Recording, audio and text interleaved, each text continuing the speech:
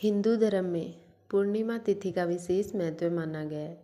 इस दिन जातक पवित्र नदियों में स्नान करते हैं और अपने सामर्थ्य के अनुसार दान करते हैं। इस दिन व्रत करने से वाले जातक दिन भर फलाहार करने के बाद रात्रि के समय चंद्रमा को अर्घ्य देकर व्रत का पारण करते हैं। पूर्णिमा के दिन चंद्रमा की पूजा बहुत ही महत्वपूर्ण मानी गई है। कहते हैं इस दिन चंद्रमा का पूजन करने से व्यक्ति को मानसिक कष्टों से छुटकारा मिलता है और भगवान विष्णु की कृपा बनी रहती है।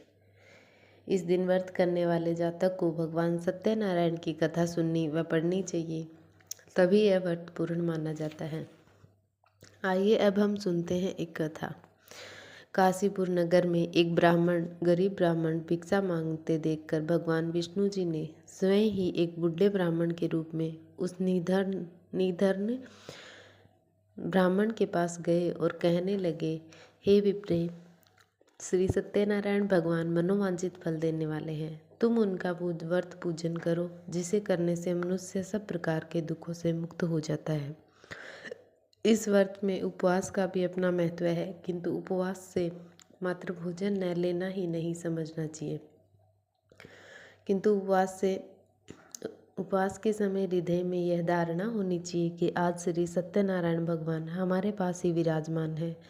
अतः अंदर व बाहर शुचित्व बनाए रखनी चाहिए और श्रद्धा विश्वास पूर्वक भगवान का पूजन कर उनकी मंगलमयी कथा का श्रवण करना चाहिए।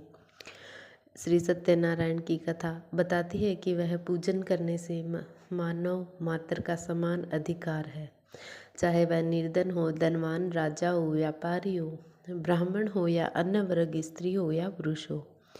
यही स्पष्ट करने के लिए इस कथा में निर्धन ब्राह्मण, गरीब लकड़हारा, राजा उल्का मुख, धनवान व्यवसायी, साधु वैश्य और उसकी पत्नी लीलावती पुत्री कलावती, राजा तुंगध्वज एवं गोपगणों की कथा का समावेश किया गया है।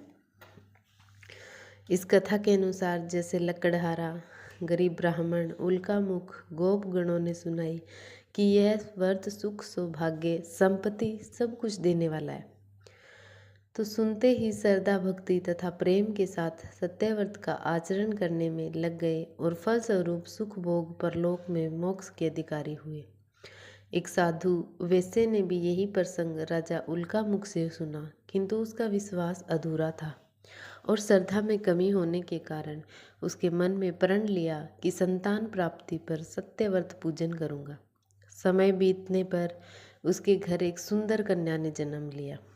पत्नी ने व्रत की याद दिलाई और उसने कहा कि कन्या के विवाह के समय करेंगे। समय आने पर कन्या का विवाह भी हो गया, किंतु उस वैश्य ने व्रत नहीं किया।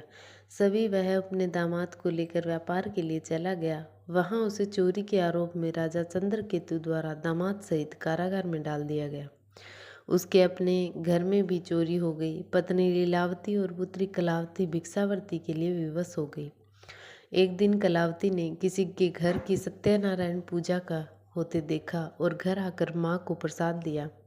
तब माँ ने अगले दिन श्रद्धा से व्रत पूजन कर भगवान से पति और दामाद के शीघ्र वापस आने का वरदान मांगा। इसी प्रसन्न हो गए श्री हरि प्रसन्न हो गए और सौपन में राजा को कह दिया कि वह दोनों बंदियों को छोड़ दे, क्योंकि वह निर्दोष है। राजा ने अगली सुबह उनका धन धान्य तथा प्रचुर द्रव्य देकर उन्हें विदा किया। घर आकर पूर्णिमा और संक्रांति को सत्यव्रत का जीवन भर आयोजन करता रहा। परिणाम स्वरूप उसे सांसारिक सुख भोग कर मोक्ष प्राप्त हुआ। इसी प्रकार एक बार राजा तुंगध्वज ने वन में गोपगणों को भी श्री सत्यनारायण भगवान का पूजन करते हुए देखा, किंतु अपने अभिमान की वजह से राजा न तो पूजा स्थल पर गया और न ही दूर से प्रणाम किया और न ही गोपगणों द्वारा दिया प्रसाद ग्रहण किया। परिणाम यह हुआ कि राजा ने पुत्र, धन धान्य, अवश्य गजादि सब नष्ट हो गए। राजा को फिर ये अभ्यास हुआ कि विपत्ति का कारण सत्यदेव भगवान का निरादर है।